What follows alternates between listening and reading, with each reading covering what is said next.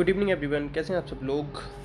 तो सीटेट का पेपर जैसे कि आप सब लोगों का अच्छा हो चुका है, तो अब रीट, यूटेट, उत्तराखंड टेट जो कि भरे जा रहे हैं, अगर किसी ने भरा हो तो भर देना। और एमपी वर्ग 3, इन चीज़ पे फोकस करते हैं। ये पेपर हैं अभी फ़िलहाल में, ठीक है। इसकी पीडीएफ जो डाउनलोड करनी हो तो Rahul Pandey official telegram channel है, वहाँ से कर लेना। बाकी टीचिंग मटेरियल बहुत सारे हुए हैं, मतलब उतना कर लोगे तो ईजिली 130+ पहुँचोगे आप। फर्स्ट क्वेश्चन से स्टार्ट करेंगे। तो हमारा पहला क्वेश्चन है कि कोई बच्चा अपनी समस्या को स्वयं हल करता है। कैसे करता है? स्वयं। स्वयं हल कैसे करता है कोई तो डिस्कवरी लर्निंग से करता है, ठीक है, मोस्टली। तो क्या करेंगे आप? कुछ नहीं कहेंगे, पुरस्कृत कहेंगे कि दंड करेंगे, दंडित करते नहीं हैं। तो ये तो पहली काट दो, ठीक है। बच्चे को दोबारा ऐसा करने के लिए नहीं करेंगे, ये भी काट दो, क्योंकि ऐसी डिस्कवरी लर्निंग को तो हम प्रमोट करते हैं। तो उसे दे वो ऑप्शन इसमें यही सही है। क्या है? उसे पुरस्कृत करेंगे, ठीक है। और ये जो पुरस्कृत ना लिखना सीख लेना, इसकी शुद्ध वर्तनी पूछी जाती है हिंदी में, ठीक है। आंसर हो जाएगा बी। नेक्स्ट, संवेग जो होती है ना, व्यक्ति की उत्तेजित दशा होती है। ये कथन किसका है? इस पर ना स्टार मार्क कर लेना, इतना ज़्यादा आया ये। तो ये है वुडवर्थ। क्या है? वुडवर्थ, ठीक है। और स्किनर का एक है, अभिप्रेरणा को सर्वोत्तम राजमार्ग माना है इन्होंने। क्या माना है? सर्वोत्तम राजमार्ग, ठीक है। ये थोड़ा सा याद रखना। नेक्स्ट, किसने सर्वप्रथम बुद्धि लब्धि शब्द को परिभाषित किया? क्या कह रहा है? सर्वप्रथम। तो सर्वप्रथम किसने किया था? स्टर्न ने। और फाइनल सूत्र किसने दिया था? टर्मन ने, ठीक है। टर्मन ने सूत्र कौन सा दिया था बताओ? MA/CA/100 फाइनल सूत्र दिया था ना ये। और कब दिया था? 1916 में, ठीक है। और जो बुद्धि जो है, इंटेलिजेंस टेस्ट सबसे पहले किसने दिया था? इंटेलिजेंस, तो वो दिया था बिने ने। कब दिया था? 1905 में, ठीक है। कितने शब्द, कितने इसमें वो थे? 30 थे, ठीक है। इस तरीके से थोड़ा सा याद रखेंगे, ठीक। और कैटल ने तरल और ठोस बुद्धि की बात करी, ठीक है। इसमें 30 प्रश्न थे ये, कहीं पूछो क्या थे। और स्पीयरमैन ने क्या दिया? जनरल फैक्टर और स्पेसिफिक फैक्टर दिए। नेक्स्ट, समावेशी शिक्षा से मतलब क्या है? समावेशी शिक्षा का मतलब होता है इंक्लूसिव एजुकेशन। 2009 में आई थी। इंक्लूसिव एजुकेशन कब आई थी? 2005 में या 2009 में? ये आप बताओगे, ठीक है। मुझे भी थोड़ा सा डाउट हो गया। तो इंक्लूसिव एजुकेशन कब आई है? 2005 या 9? कमेंट बॉक्स में बता देना प्लीज़। तो जो इंक्लूसिव एजुकेशन क्या कहती है? समावेशी शिक्षा। समावेश, समावेश समझ लो, सम मतलब होता है समान, सबको एक साथ एक ही जगह पढ़ाना।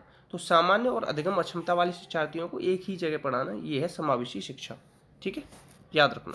नेक्स्ट, अगर पढ़ने की कोई अक्षमता है, पढ़ना होता है लेक्शिया से, कैलकुलिया होता है मैथ से, अफेजिया होता है लैंग्वेज से, ग्राफिया होता है लिखने से, ठीक है। डिस्थीमिया होता है एक, थीमिया, डिस्थीमिया, ये होता है तनाव से। एक होता है प्रोजेरिया। क्या होता है? प्रोजेरिया। ये कम उम्र में बूढ़े हो जाते हैं ना बच्चे, बूढ़े हो जाते हैं कम उम्र में, उससे ये बीमारी होती है। और ये जो अक्षमता है ना, लर्निंग डिसेबिलिटी, ये टर्म दिया था सबसे पहले सैमुअल किर्क ने, याद रखना इतना, ठीक है। नेक्स्ट,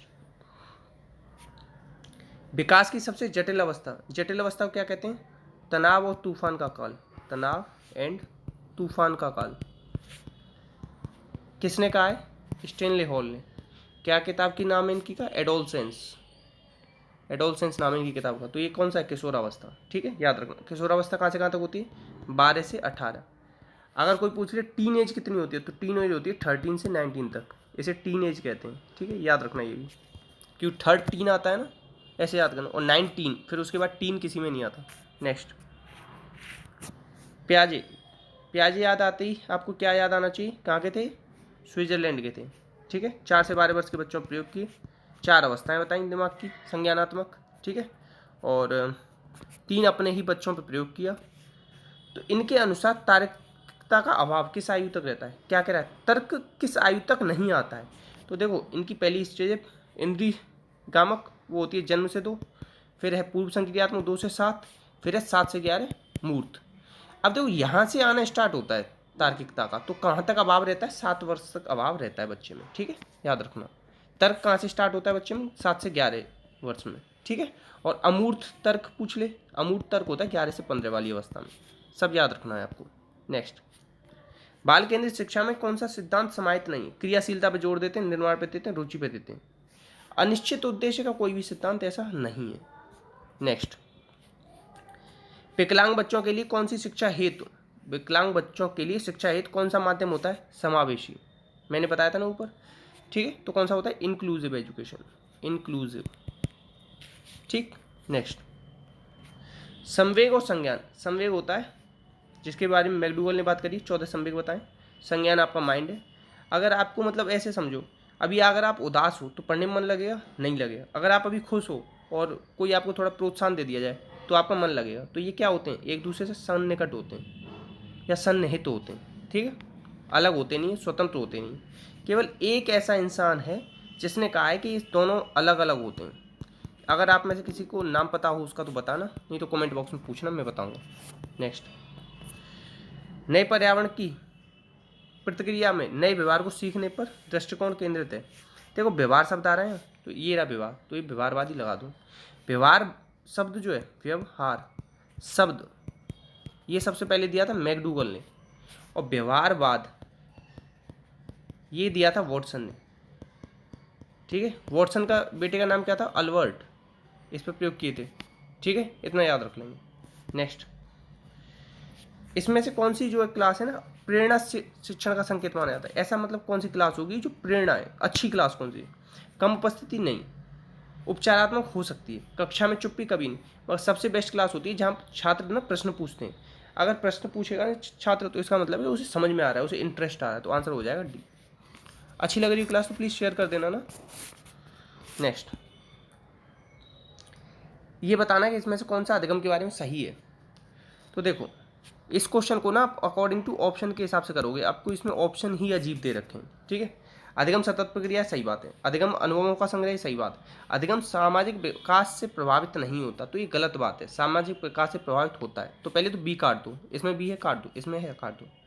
अब या तो आप इसे सही मान सकते हो या इन दोनों को मान सकते हो। अब देखो, छात्र द्वारा की गई गलतियां अधिगम की ओर संकेत देती हैं। इसे ना 90% लोग सही मानते हैं कि ऐसा सही बात है, 10% जो हमारे हैं मनोवैज्ञानिक वो गलत मानते हैं। तो वैसे भी हमें सबसे अच्छा ऑप्शन मिल रहा है सी और डी, सतत प्रक्रिया है और अनुभवों का संग्रह। तो आप क्या लगाएंगे इसमें? मेरे हिसाब से आपको डी लगाना चाहिए, ठीक है। और वैसे डी ही माना गया है इसका आंसर, ठीक है। नेक्स्ट, देखो, गांव या पिछड़े क्षेत्रों में देखा गया है, कभी भी ये पिछड़े क्षेत्रों की बात करते और कि लड़कों को परिवार में विद्यालय के लिए प्रेरित किया जा रहा है और लड़कियों को काम करने के लिए बात किया जा रहा है। जब एक सर्वेक्षण में यह पाया गया कि पिछड़े क्षेत्र के लोगों को आमतौर पर पुरुष और महिलाओं की तुलना में, मतलब पुरुषों को ये बता रहे हैं महिलाओं की तुलना में ज़्यादा बुद्धिमान है, तो ये क्या कर रहे हैं? लिंग को क्या कर रहे हैं? लिंग भेदभाव दर्शा रहे हैं। सत्य हो सकती है, कभी भी ऐसा हो सकता है कि पुरुष ज़्यादा बुद्धिमान हो या महिला कम हो। पुरुष भी उतना ही बुद्धिमान हो सकता है, महिला भी उतना ही बुद्धिमान हो सकती है। बुद्धि का लिंग से कोई भी संबंध नहीं होता, इस चीज़ को याद कर लेना, ठीक है।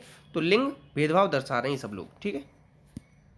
नेक्स्ट, अब देखो, इसमें से कौन सा अधिगम का सामाजिक सिद्धांत, कौन सा है अधिगम का सामाजिक सिद्धांत? Socio cultural theory. तो सोशियो कल्चरल थ्योरी किसने दी थी? वाइगोत्स्की ने। सोशियो लर्निंग थ्योरी आ जाए तो ये किसने दी थी? बंडूरा ने। किसने? बंडूरा ने। और साइको सोशल थ्योरी आ जाए, मनोसामाजिक, वो किसने दी थी? एरिक्सन, जिन्होंने 8 अवस्थाएं बताई थी, ठीक है। स्किनर ने क्या दिया था? स्किनर ने दिया था ऑपरेंट कंडीशनिंग, इंस्ट्रूमेंटल कंडीशनिंग और प्रोग्राम्ड लर्निंग, 3 चीज़ दी थी इन्होंने, ठीक है। कोहलबर्ग ने क्या दिया था? नैतिक विकास की बात कही थी। कोहलर की बात कर दे तो वो गेस्टाल्टवादी है, चिंपैंजी वाला, सुल्तान नाम का। ये कोहल और कोहलबर्ग दोनों अलग अलग चीज़ें, याद रखना। ब्रूनर क्या है? आधुनिक संज्ञानवादी है। और इन्होंने क्या दिया है? देखो, 2 चीज़ें होती हैं, एक तो होती है डिस्कवरी लर्निंग, ठीक है। डिस्कवरी लर्निंग तो इन्होंने दी है। अगर कह दिया था डिस्कवरी मेथड किसने दिया है, ठीक है, तो ये किसने दिया है? इसे कहते हैं ह्यूरिस्टिक मेथड, ठीक है। डिस्कवरी मेथड या ह्यूरिस्टिक मेथड ये दिया है आर्मस्ट्रॉन्ग ने। दोनों अंतर है दोनों में। डिस्कवरी लर्निंग ब्रूनर का है, डिस्कवरी मेथड ये आर्मस्ट्रॉन्ग का है, ठीक है। तो इतने सारे जो फैक्ट बताए ना, कम से कम 10 क्वेश्चन बता दिए, ज़्यादा ही बता दिए होंगे, तो इन्हें याद कर लेना अच्छे से, सारे आए हुए हैं, ठीक है। आंसर इसका होगा बी। आंसर इसका क्या होगा? बी नहीं होगा, सॉरी, आंसर होगा डी, ठीक है। और आप लोगों का आज का होमवर्क है कि थॉर्नडाइक ने बुद्धि के कितने प्रकार बताए? बुद्धि के कितने प्रकार बताए हैं? बुद्धि के प्रकार और उनके नाम क्या हैं? ठीक है। और इनके जो गौण नियम है ना, गौण नियम 5 हैं, उनके नाम लिखने हैं आपको कमेंट बॉक्स में। जो भी सीरियस स्टूडेंट हो इतना कर लेना, आपका आज का होमवर्क है, ठीक है। बाकी अपना अपनों का ध्यान रखना, शेयर कर देना थोड़ा वीडियो को। इसी के साथ जय हिंद, जय भारत।